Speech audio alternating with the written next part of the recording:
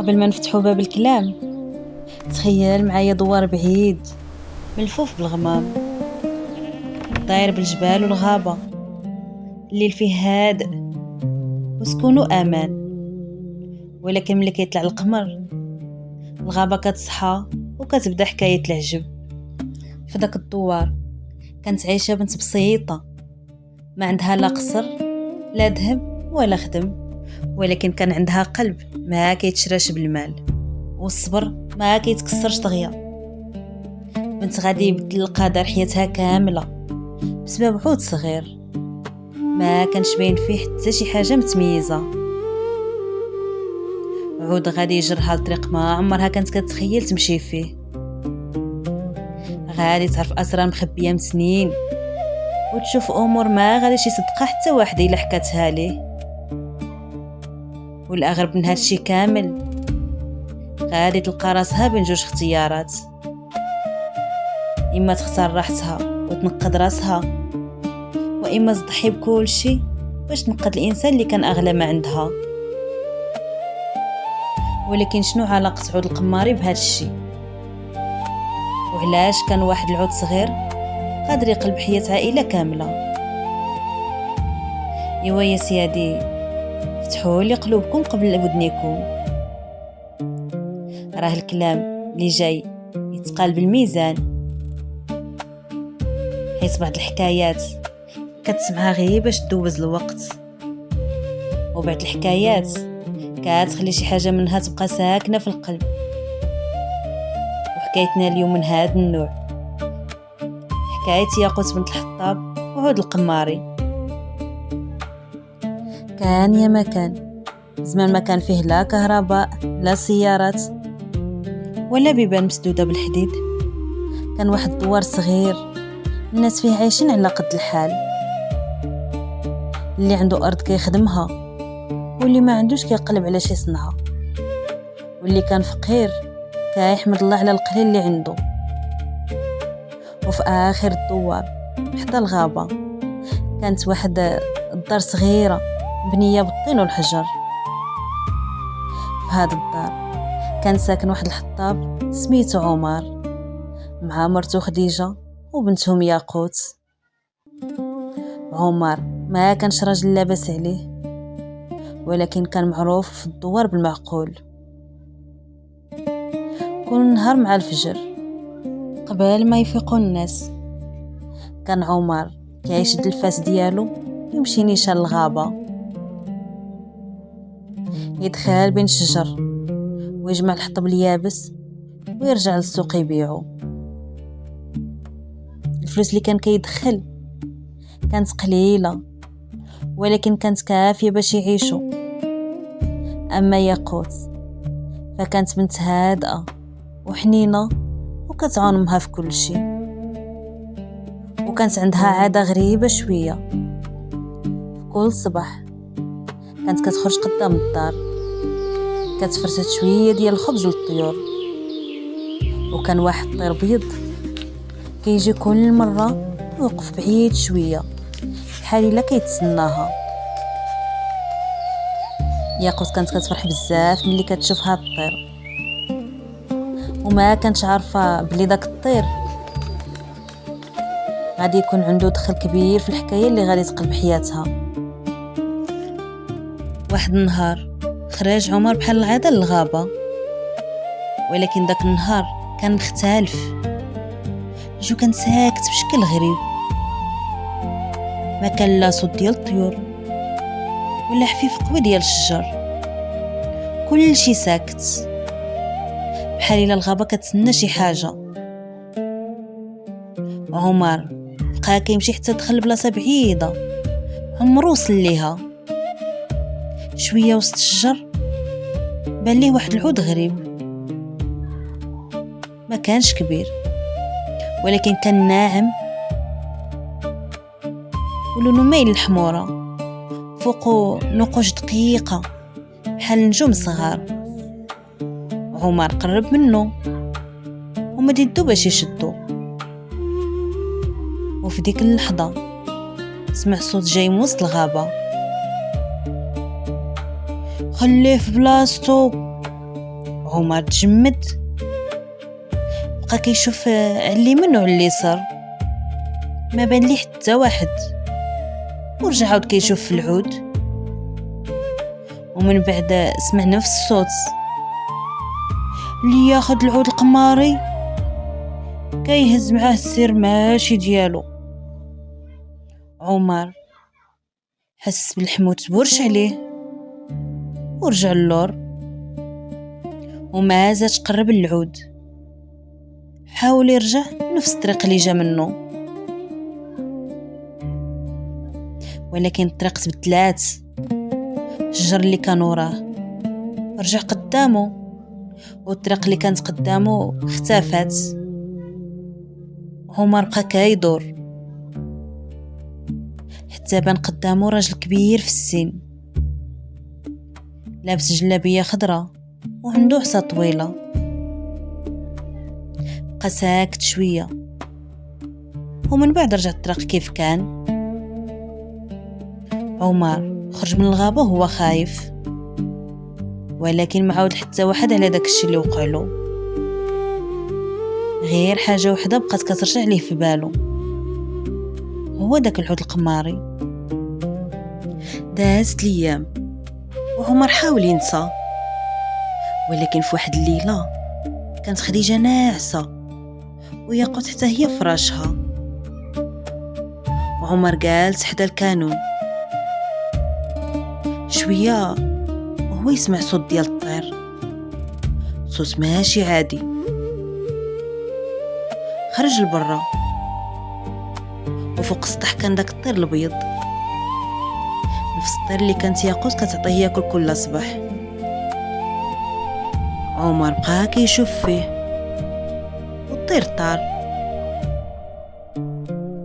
ولكن قبل ما يبعد طاح من المنقار ديالو واحد الشيء قدام الباب. عمر قرب ولقى قطعه صغيره من نفس العود اللي لقى في الغابه، وقفلو الدم في عروقه، ودخل للدار وخباه. ولكن ياقوت كانت فايقه وشافت كل شيء. ومن داك الليل تبدل شي حاجه في الحياه ديالهم، ولات كتوقع امور غريبه، وكل ليله كيتسمع صوت خفيف حدا الدار، مره بحال شي واحد كيدوز محداهم، ومره بحال الطير كيخبط بجناحو، ومره كيسمعوا شي صوت كيعيط من بعيد: ياقوت ياقوت. ولكن ملي كيخرجوا ما كيلقاو حتى واحد. خديجه ولات خايفه، اما ياقوت كانت حاسه بحال شي حاجه كتقرب منها. وفي ليله كان القمر فيها مكتمل، خرجت للعتبه. الطير الابيض كان واقف فوق الحيط، قربت ليه بشويه وبقات كتفرج فيه. شويه وهي سمعت صوت واضح: ياقوت. رجعت للور وقلبها بقى كيدق بسرعه. الطير بقى ثابت هاد المره، ومن بعد سمعت: الا بغيتي تعرفي الحقيقه خاصك تمشي الغابه قبل ما تطلع الشمس. ياقوت ما قدرش تنعس داك الليل، بقات كتفكر في داك الكلام. وفي الصباح اللي خرج عمر، ياقوت قررت تمشي موراه، ولكن ماشي باش تتبعو، باش تعرف شنو مخبي عليها. دخلات ياقوت للغابه، ولما مشات شويه كانت كتلقى ريشه بيضه في الارض، ريشه ومن بعدها ريشه، حتى وصلت للبلاصه اللي كان فيها العود. ولكن هاد المره ما كانش العود تسمى، كان غير واحد الحجر كبير، وفوق الحجر مكتوب: السر ما كيبانش اللي كيقلب عليه بعينيه، كيبان اللي قلبه صافي. ياقوت بقات ساكته، شوية بان ليها الطير، نزل قدامها وبدا كيتمشى. ياقوت تبعاتو، مشاو بين الشجر حتى وصلوا لواحد الباب ديال الحجر قديمة ما كانش باين من قبل وكان مسدود. قربات ليه ياقوت، وفي نفس اللحظة الباب تحل بوحدو. خلات،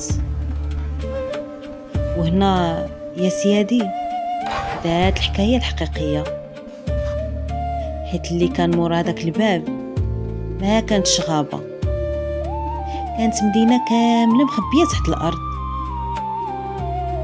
قصور كبار، فوانيس مضوية، وشجر كبيرة عمرها ما شافت بحالها، ولكن ما كان حتى واحد كيهضر. كل شي كان كيشوف فيها بحال الا كانوا كيتسنوها من زمان. زادت ياقوت غيب شويه حتى وصلت للقصر كبير. خرجات منه مرا لابسه لباس ابيض، وجهها هادي ولكن عينيها فيهم حزن كبير. قربت من ياقوت، وهنا فهمت ياقوت ملي هاد المرأة كانت كتسنى فيها. الحكاية ديال العود القماري كانت قديمة وقديمة بزاف، وكان السر مربوط بعائلة ياقوت من قبل حتى ما تولد هي. شي واحد في جدودها كان لقى العود، ولكن طمع في القوة اللي كانت مخبية فيه، ومن داك النهار بقى العهد مربوط بعائلتهم، وما كانش ممكن يتفك حتى يجي واحد الشخص قلبه صافي ما باغي لا مال لا سلطة. وكان الاختيار طاح على ياقوت، ولكن كان الثمن كبير. خاصها ترجع عود القماري لمكانه في الجبل البعيد، وإلا ما قدراتش غادي بقلبها محلول، وغادي يوصل الشر للدوار كامل. ياقوت ما فكرتش بزاف، ما كانش عندها وقت للخوف، كان عندها غير واحد السؤال: كيفاش تنقذ باها؟ ايوا ياقوت بدات الرحله ديالها، ومشات ايام طويله. الطريق كان صعيب، الجوع والعطش والبرد وزايده حتى الخوف، ولكن كل مره كانت كتفكر في باها كتزيد خطوه. وفي واحد الليل كانت غادي تستسلم من العيا، جلسات تحت واحد الشجره وقالت: ما بقيتش قادره. ولكن الطير الابيض نزل حداها وبقى كيشوف فيها. ياقوت مسحات دموعها وناضت ومشات خطوه على خطوه، والصبر مفتاح، واللي قلبه عامر بالخير ما يضيعش في كل طريق. وصلت اخيرا للجبل، كان عالي بزاف والضباب مغطي القمه. طلعت حتى وصلت لمغاره كبيره ودخلت، وكان تما العود منزل فوق حجره.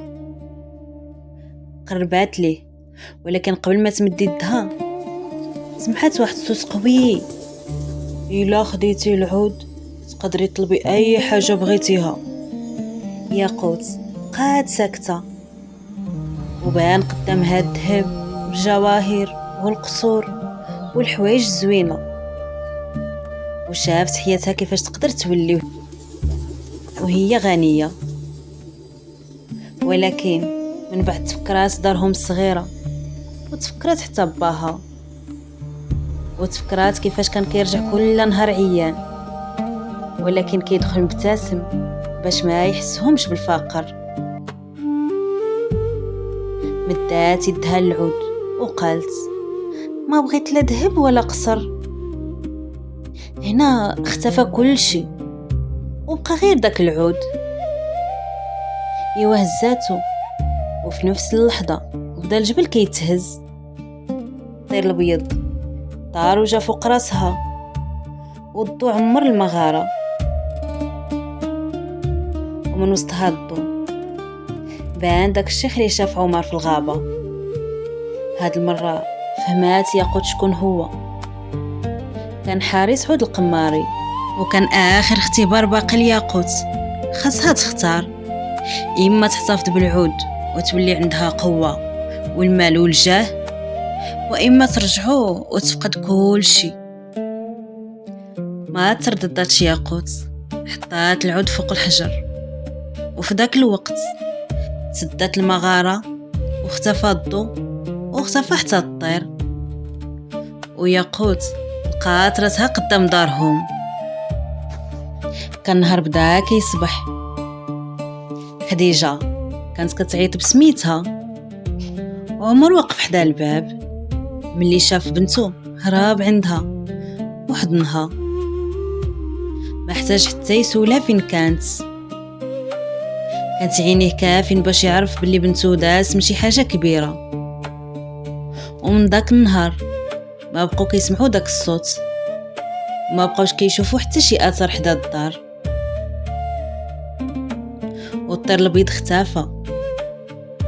ولكن كل صباح كانت ياقوت كتخرج شويه ديال الخبز وتحطو فوق الحيط.